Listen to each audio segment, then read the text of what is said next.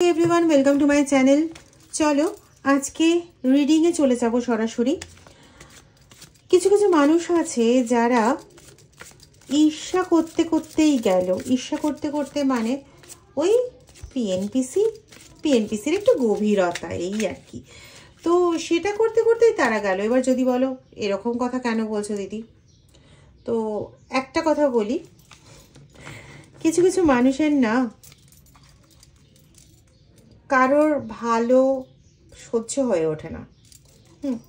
কিছু কিছু মানুষের ক্ষেত্রে কারোর ভালো তো সহ্য হয় না, ছাড়ো, তারা ভাবে যদি কোনোভাবে মানুষটার কোনো ক্ষতি হয়ে যায়। দেখো কার্ডই বেরিয়েছে, দেখো মানে যদি কোনোভাবে কোনো এভিল শক্তির দ্বারা, খারাপ শক্তির দ্বারা যদি কোনো রকম ক্ষতি হয়ে যায়, মানে তারা পারলে পরে বসে তারা তপস্যাও করে ফেলে এর জন্য, কিন্তু তাদের অ্যাকচুয়ালি না ক্ষমতার মধ্যে নেই ব্যাপারটা। ঠিক আছে, 2 অফ সোর্সের এনার্জি বেরিয়েছে। প্রচণ্ড তীব্র গতিতে তারা তোমার ক্ষতির চিন্তা করে, কিন্তু ওদের ক্ষমতা ওই চিন্তা পর্যন্ত। হ্যাঁ, বলতে পারো যে ক্ষমতার তো অনেক শক্তি আছে দিদি, তুমি এর আগে বলেছো যে কেউ নেগেটিভ চিন্তা করলে সেটা অনেক সময় নেগেটিভ প্রভাবটা পড়ে। হ্যাঁ পড়ে, ঠিক কথা, কিন্তু তোমার কাছেও না ভাই পজিটিভ পাওয়ারের একটা বিশাল বড় শক্তি রয়েছে। ঠিক আছে, তো তোমার বিরুদ্ধে অনেক ষড়যন্ত্র করার চেষ্টা করেছে, হয়তো সে অন্য বিভিন্ন লোকের কাছেও ছুটেছে। ঠিক আছে, এখানে প্রিজম রয়েছে, মোমবাতি রয়েছে, তো সে হয়তো অন্য লোকেদের কাছেও ছুটেছে তোমার ক্ষতি করানোর জন্য, কিন্তু আখেরে গিয়ে না তার শুধু ওই হতাশাটাই ভাগ্যে জুটেছে, এবং সে বারংবার শুধু প্ল্যান করে গেছে, থামেনি অবশ্য, বারংবার শুধু এটাই প্ল্যান করে চলেছে যে কিভাবে তার ক্ষতিটা করতে পারি বা কিভাবে সে পুরোপুরি দমে যেতে পারে। এর জন্য সে পিএনপিসি থেকে শুরু করে কোনো জিনিসই কিন্তু বাদ দিচ্ছে না। ঠিক আছে, পিএনপিসিও সে যেমন করছে, তার সঙ্গে সঙ্গে তার শয়নে স্বপনে ওই একটাই চিন্তা ঘুরছে যে সে কিভাবে তোমার ক্ষতি করতে পারবে বা কিভাবে তুমি একটুখানি ক্ষতিগ্রস্ত হবে আর ও একটু আনন্দ পাবে। ঠিক আছে, তো সেটা মানে মহারানীর মতন বসে বসে উনি চিন্তা করে যাচ্ছেন, মানে সিংহাসনে বসে বসে তো চিন্তাটাই করে যাচ্ছে। এই মুহূর্তে কিন্তু সে আর কিছু করে উঠতে পারছে না, যেটা করেছিল সেটারও ফলপ্রসূ হয়নি সেভাবে।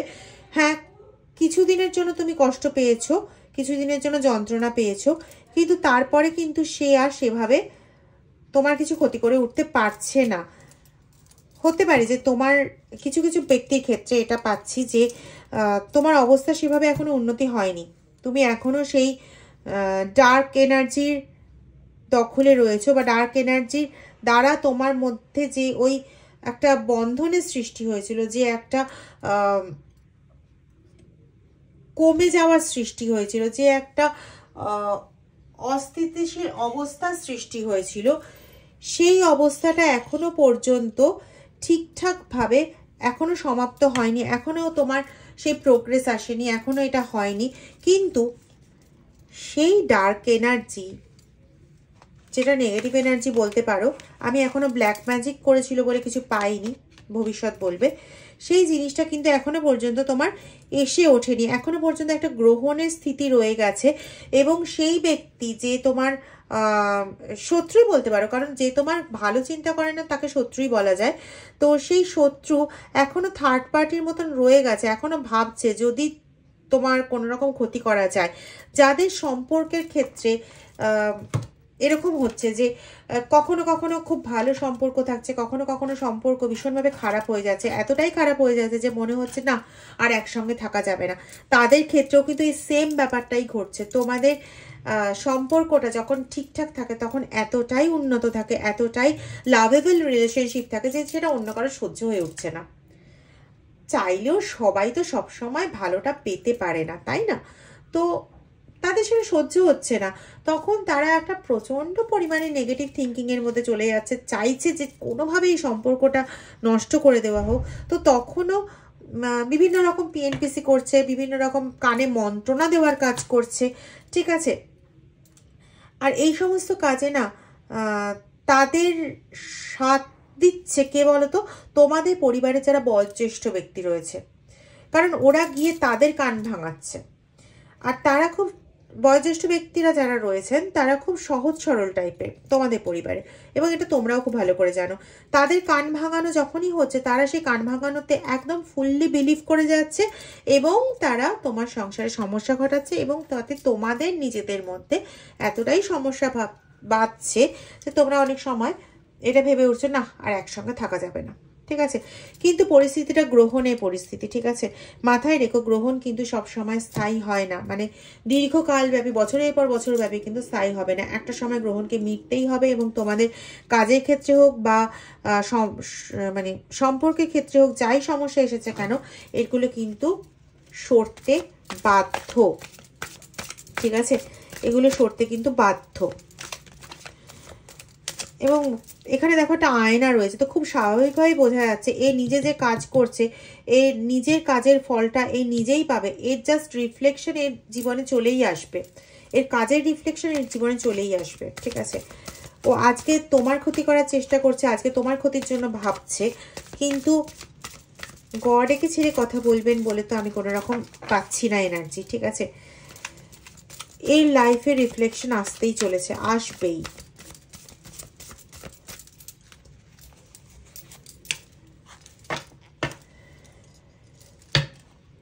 বললাম না তোমার এখন গ্রহণের পরিস্থিতি চলছে। হ্যাঁ, তোমার শত্রুকে জেনারেলি আমরা দৈত্য দানব এরকমের সঙ্গে তুলনা করে এসেছি পুরনো দিনে। যদি ইতিহাস খুলে দেখো মহিষাসুর মর্দিনী, সেখানে মহিষাসুরকে কিন্তু একটা অসুর রূপেই কল্পনা করা হয়েছে। যাই হোক, সে একটি খারাপ মানুষ, একটি অশুভ শক্তি। এই অশুভ শক্তিকে দমন করার জন্য শুভ শক্তির আগমন হয়েছিল মা দুর্গার। তো সেখানে এই অসুর রূপী এই অশুভ শক্তির কাছে তোমার জাগতিক প্রপার্টি, সেটা হতে পারে ধন দৌলত, হতে পারে তোমার সম্পর্ক, জাগতিক যা কিছু, সেগুলো হয়তো তোমার তার কাছে এই মুহূর্তে বাধা রয়েছে, কি মানে এই মুহূর্তে তোমার সবকিছু হয়তো স্তম্ভিত হয়ে রয়েছে, কিন্তু এটা বেশি দিনের জন্য স্থায়ী হবে না, ঠিক আছে। তোমরা একটা কাজ করতে পারো, প্রত্যেক দিন না তোমরা বাবা এতগুলো কার্ড বেরিয়ে গেল, তারা পরে বলছি। রেমেডি আসছিল, কিন্তু এতগুলো কার্ড কেন বেরোলো? তোমার শত্রু যে রয়েছে, মানে যে তোমার নামে পিএনপিসি করে, সে গিয়ে বলছিলাম না অন্যদেরকে ইন্ধন দেয়, অন্যদের সঙ্গে তোমাকে নিয়ে পিএনপিসি করে, সবাই সাথে তোমাকে নিয়ে পিএনপিসি করছে, এবং বিভিন্ন রকম প্রমাণ দেখে, তার মন গড়া প্রমাণ, অবভিয়াসলি প্রমাণগুলো তার মন গড়া প্রমাণ, বিভিন্ন রকম প্রমাণ দেখে পিএনপিসি করছে, তাতে তারা বেশ আনন্দে আছে, ঠিক আছে। কিন্তু তাদের এই আনন্দ দীর্ঘস্থায়ী হওয়ার নয়, কিছুদিন পরেই তাদের পালাতে হবে, সবকিছু নিয়ে তাদের পালাতে হবে। তারা বুঝতেই পারছে না যে নিজের পায়ে নিজে তারা কুড়ুলটা মারছে, ঠিক আছে। এটা তারা বুঝতেই পারছে না, কারণ মিরার রিফ্লেক্ট ব্যাক করবেই, মিরার রিফ্লেক্ট হবেই, ব্যাকফায়ার তাদের দিকে আসছেই, বাধ্য, ব্যাকফায়ার হতে বাধ্য, ঠিক আছে। তারা বুঝতেই পারছে না যে নিজের জন্য তারা কি করতে চলেছে। তোমার মানে সেই সময় এইরকম একটা খুব আনন্দজনক রিল্যাক্স মুডে রয়েছে তোমার ক্ষতি হতে দেখে, কিন্তু তুমি নিশ্চিন্ত থাকো, এই রিল্যাক্স মুডটা না তোমার আসতে চলেছে কয়েকদিনের মধ্যে, ঠিক আছে। তুমি এই রিল্যাক্স মুডে থাকবে, আর ওরা তখন ওরকম ছুটবে। আজকে তোমার যে পরিস্থিতি ওরা ক্রিয়েট করেছে, সেই পরিস্থিতি চেঞ্জ অবশ্যম্ভাবী হতেই হবে, ঠিক আছে। তুমি যদি সৎ হয়ে থাকো, তুমি যদি সৎ হয়ে থাকো, তুমি যদি সমস্ত কিছু ভগবানের উপর ছেড়ে দিয়ে থাকো, তাহলে স্বয়ং ভগবান তোমাকে, দেখেছো পেছনে দুটো সাদা পাখনা টাইপের, দ্যাট ইজ সিম্বলাইজ যে ঈশ্বরীয় শক্তি। তো তোমাকে এই ঈশ্বরীয় শক্তিই তোমাকে সাহায্য করবে সমস্ত কিছু থেকে রিমুভ করতে, এবং তোমার জীবনে গ্রোথ, তোমার জীবনে জাগতিক যা সমস্যা ছিল সেই সমস্যা সমস্ত মিটে তোমার হাতে জাগতিক সমস্ত ধন, সেটা সম্পর্কের বেসিসে হোক, সেটা আর্থিক বেসিসে হোক, সেটা শারীরিক বেসিসে হোক, যাই হোক না কেন, সেগুলো সব তোমার হাতে আবার ফিরে আসবে শুভ রূপে, ঠিক আছে। এখানে কোনো রকম কোনো দ্বিমতের কোনো অপশনই নেই। এবং শুধু সেটাই নয়, তুমি 7 গুণ হারে ফেরত পাবে। মানে তুমি যতটা হারিয়েছিলে তার থেকে তুমি অনেক গুণ বেশি ফেরত পাবে। ঠিক আছে, গুণে গুণে হয়তো 7 গুণ, এইভাবে তো সম্পর্কের ক্ষেত্রেও বোঝানো যায় না, কিন্তু যা তুমি হারিয়েছো তার অনেক গুণ, বহু গুণ বেশি তুমি ফেরত পাবে। এবং ultimately you will be the star in your life. ঠিক আছে, তুমি একজন রাজার মতন নিজেকে পাবে। ঠিক আছে, এখানে তোমার দোনোমনার কোনো জায়গায় নেই, তুমি জাগতিক সমস্ত কিছু প্রাপ্ত হবেই হবে। ঠিক আছে, শুধু এই মুহূর্তে তোমার যেটা দরকার, তুমি এই মুহূর্তে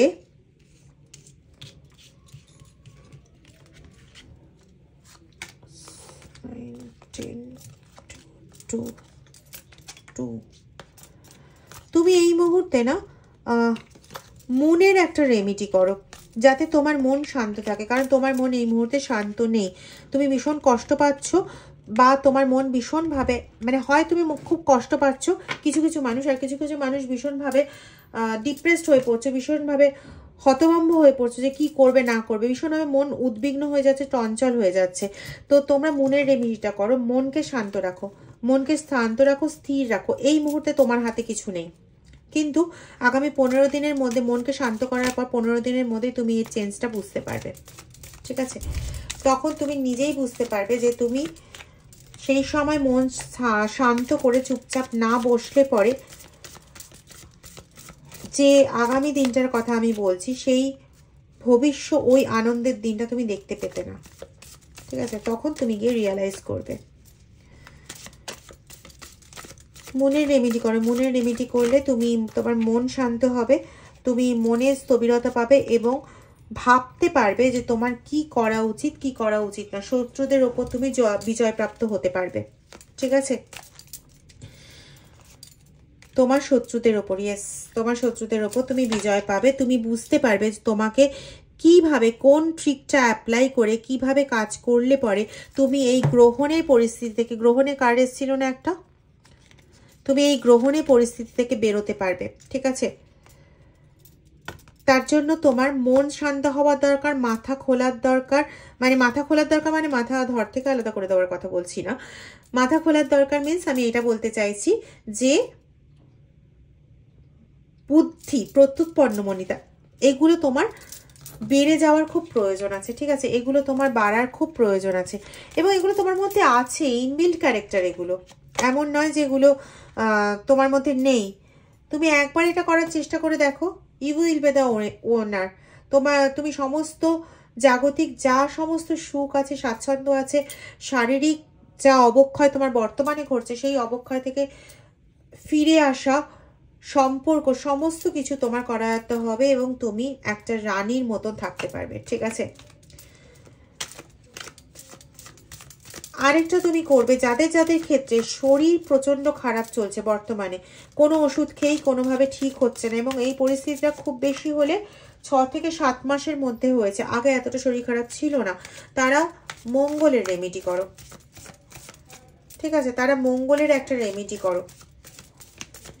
আর যদি বিশ্বাস করতে পারো, তাহলে তোমার যা সমস্যা আছে সেই সমস্যাটাকে নিয়ে মানে সেই সমস্যাটা মনে মনে ভাবতে ভাবতে, কোনো শনি বা মঙ্গলবার দিন করবে এটা।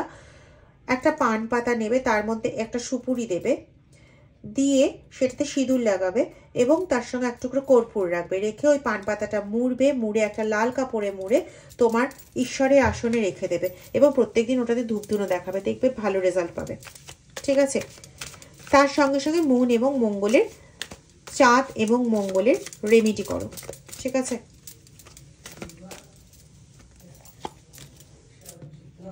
ইয়েস, তোমার শত্রুর বিনাশ অবধারিত। ঠিক এইভাবেই তোমার শত্রুর বিনাশ হবে। ঠিক আছে, যেমন ভাবে এই যে ওপর থেকে আঘাতগুলো পড়ছে, তোমাকে করতে হবে না কিছু। দেখছো এখানে কোনো হাত আছে? কেউ করছে না, কেউ করছে না। তোমার শত্রুর ওপর এগুলো পড়ছে, কোথা থেকে পড়ছে বলো তো? স্বয়ং ঈশ্বর করছেন। তুমি শুধু তোমার রেমেডি করো, তুমি শান্ত থাকো, এবং কিছুদিন পরে তোমার এই পরিস্থিতি কাটতে বাধ্য 100%। ঠিক আছে, ভালো থেকো, সুরক্ষিত থেকো।